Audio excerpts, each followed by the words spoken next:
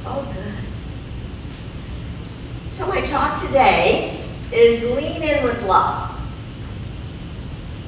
And in the teachings of Don Juan, Carlos Castaneda's writes, all paths are the same. Does this path have heart? He asks. If it does, the path is good. If it doesn't have heart, it's of no use. One path is a joy-filled journey. The other weakens you. And that's the story of my life, actually. How good it is to hear that one path, when we go along the path of life from our heart, how much easier it is, how joy-filled it is, how full and rich and abundant. And yet, when we go through that path, begrudgingly, questioning, doubting, you see, it's up to each one of us. It's up to each one of us to make every path we find ourselves on filled with our heart energy, filled with that love, filled with that joy. Oh, what is this? It's an adventure. As we lean into love, we make that path of life a great adventure. And sometimes it's difficult, isn't it? However, when we lean in with our heart and with love, you'd be surprised. When we lean in with love, we feel alive, we feel fulfilled, we feel like life is really worth living, and when we feel empty and hungry or conflicted, we haven't leaned in with love. That's all. It's like what Jolene said. When she had this difficulty, she just kept going back to God, back to truth, back to life. And she realized that that's what supported her. See, I believe every life experience has something to teach us, something to give to us.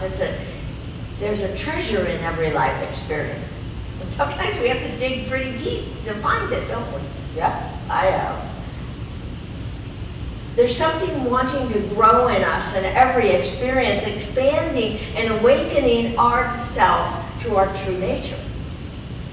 I believe life is for us, and even in those so-called hard times, when my life has been challenged, and it has, as I know yours has, I eventually can find the gift.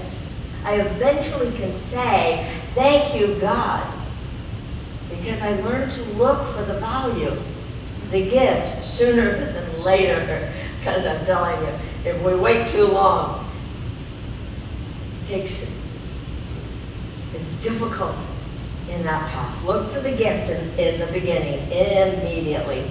Because fighting with pain gets me more pain. Anybody?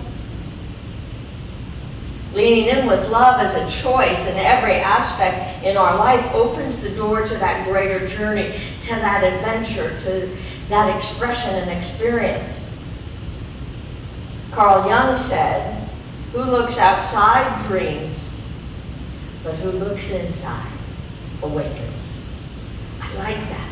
When we look inside for how is this serving me? What is this asking of me? It awakens within us the power that lives in and throughout our entire being. Are you willing to look inside to your loving self? I asked you that this morning. Are you willing to awaken to your brilliance? The spirit of life lives within each and every one of us, and I call it God, the energy, the spirit, the beloved, or the higher wisdom self. It doesn't matter what you call it. Call it your life force, the energy that is alive in you. However, it is important that you know that this life force is eternal and it never ends. Hear that? This life force that lives within and throughout each and every one of us is eternal. It never ends. Breathe into that. Hallelujah. See, a poor opinion of ourselves, of our old hurts, of our unforgiveness, dims our life force. It's like a rheostat. We turn it down. It dims our divine nature. It is of great value for each of us to become students of this truth. I'm living proof of it, let me tell you. When we focus our spiritual discovering, we strengthen our relationship with our own inner guru. Remember that word, guru, G-R-U-R? Yeah. You're your own guru. That life, that brilliant self that lives within comes alive and lifts you up on that pathway of the heart. It's up to each one of us to accept the charge. Because I believe it's a charge. It's a calling as spiritual adventurers. It's not always comfortable. I know that. So we ask for assistance. We ask to help to see the divine in everything, in every experience. When we do that, we immediately call on this force of life that is forever wanting to raise its very essence in us. Living in and from our inner temple and the kingdom within, each one of us takes a personal commitment, knowing with God all things are possible. I told you that story. I had that on I still have it on my business card. With God, all things are possible. When I first put it on there, I did not believe it. I said, but I really liked it. I said, if I give this out enough, if I see it enough, I will believe it. Because that's how we do as students of this truth. What would your life be like if you leaned into life as if everything and every event and every situation is here to love you? Every situation. There is no situation that is not here to love you, to awaken that love greater in you. How would you look at it? Because every event expanding your life experience and your expression. What if that were true?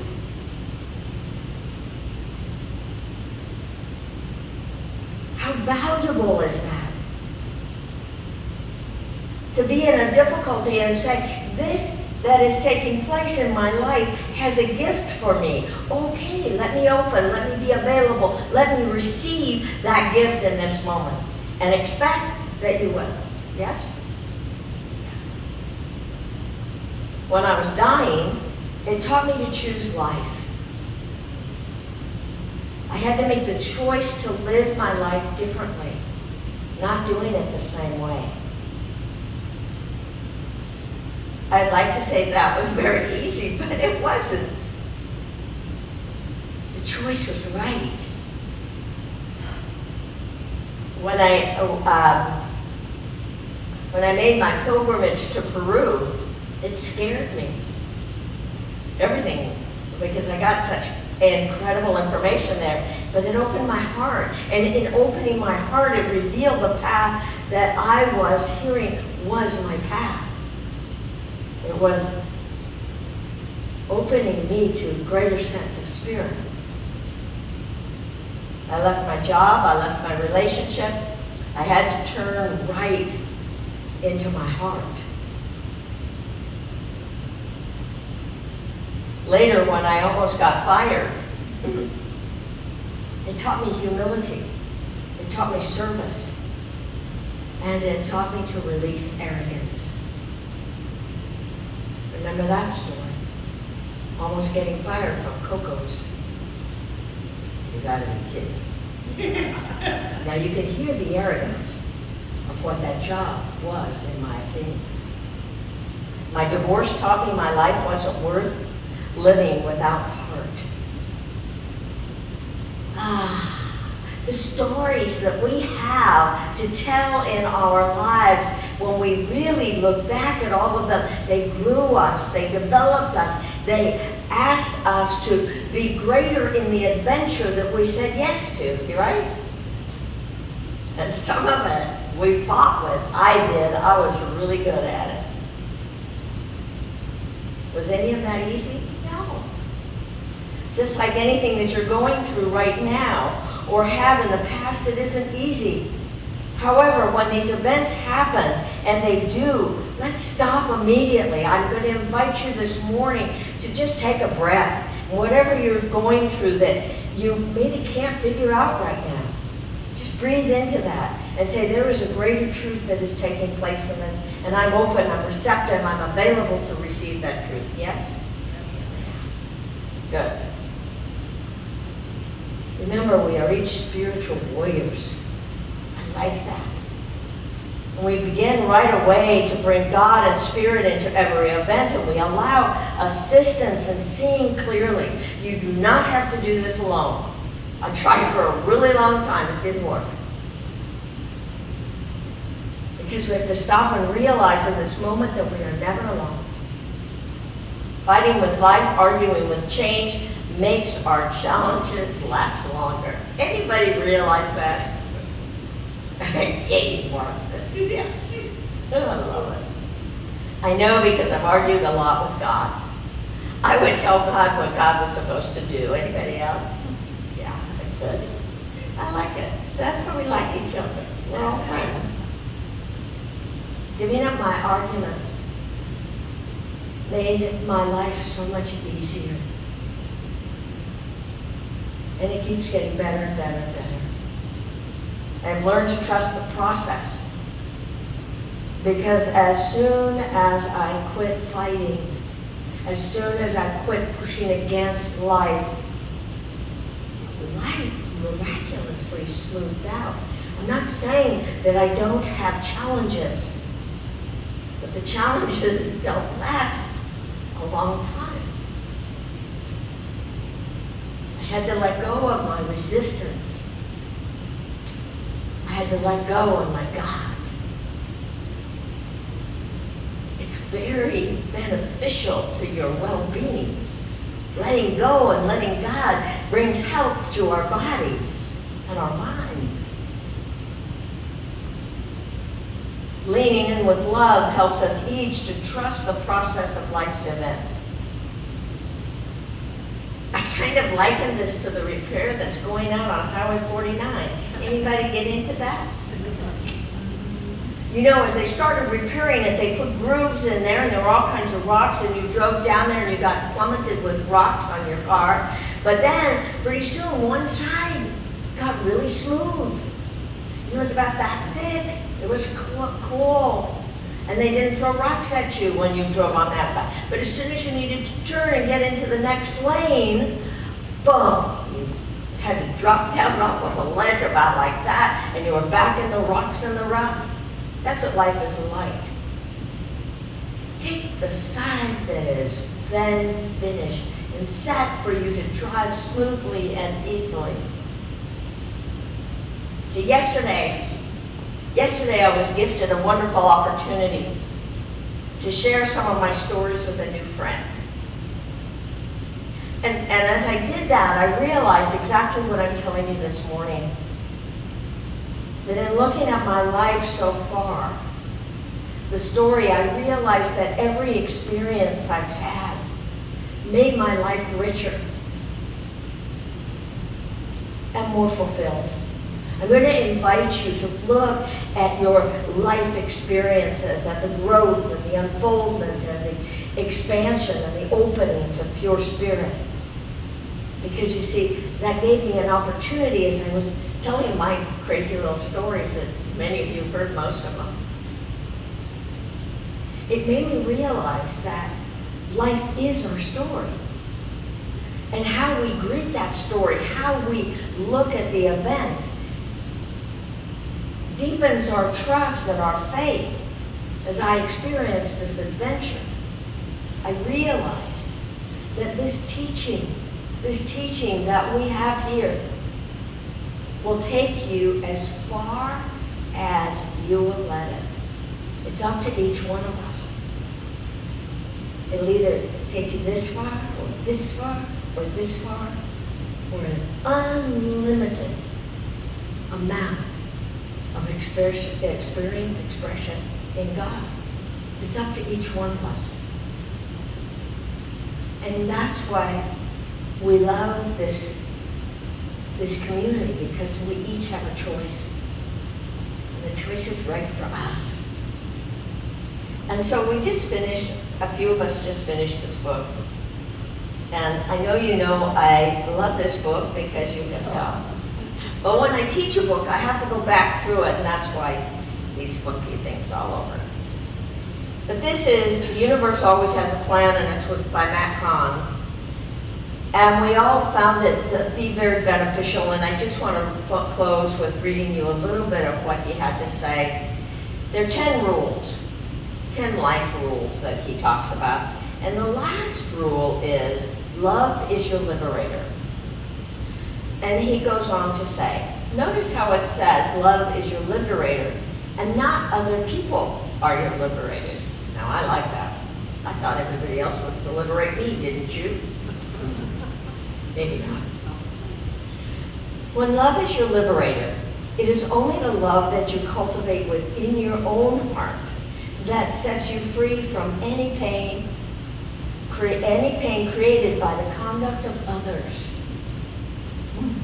As the world continues to heal and evolve, it's so easy to focus on the injustice of everything until you remember, from a vibrational standpoint, love is what makes things right. When love is your liberator, it is a powerful, bold, courageous shift to build an intimate relationship with your feelings, with whatever you feel, about whatever is taking place. If I do not like the way life feels, let me love that part of myself. If I don't like how life feels, then let me love that part of myself until it comes into my heart. If I wish things were different, let me love the one who wishes for that. Let me not be a character waiting to be loved, but to realize that I am love materialized in physical form. Let us each this day realize that we are love materialized in physical form. That God so loved you and so desired to express and experience life in you, through you, and around you, that you are here. This is what I know. Let's take that into prayer. So just knowing and accepting that there's only one power, one all-loving, all-nurturing presence, by whatever name, God, the infinite, the divine, the beloved. There's only one. And that life is unique and divine and individuated as me and as you. There is no other but the one life and the one power. And it is the all-loving, all-giving, all-nurturing essence that is the very life and breath that breathes within you and breathes within me. And so we stop in this moment and we ground in that. We allow it. We open the door of our awareness, of our consciousness, to allow the fullness and richness of pure spirit to be alive in every cell, muscle, fiber, and tissue of our body temples. And to create an atmosphere of perfect health and harmony and healing wherever that's necessary, in our physical body, in our lives. We open the door to be lifted up this day greater than ever before, because this is the truth that we live in and from. We know and accept that this same light, this same love, this same generosity is alive in every heart, in all the hearts of the world. That this creation today is peace, is harmony, is wholeness, is wellness, because we have claimed it to be so, first for ourselves, and then for our loved ones, and then we spend that out to the world, to all people, all places. We know and accept that a mighty, powerful healing is taking place because that's where we place our attention. And we give thanks in advance for all the good that is taking place and the lives that are lifted up. This is what I know to be true. And greater than what I can speak in words, I know it's already taking place in the very mind and breath and being of God, in me, in you, in all of us. So I just release this, my powerful word, into that ever-living, loving law of God that always says yes. Returning to and through each and every one of us, multiplied, magnified, spilling over. And if you're in agreement, please join me in saying, and so it is. Amen.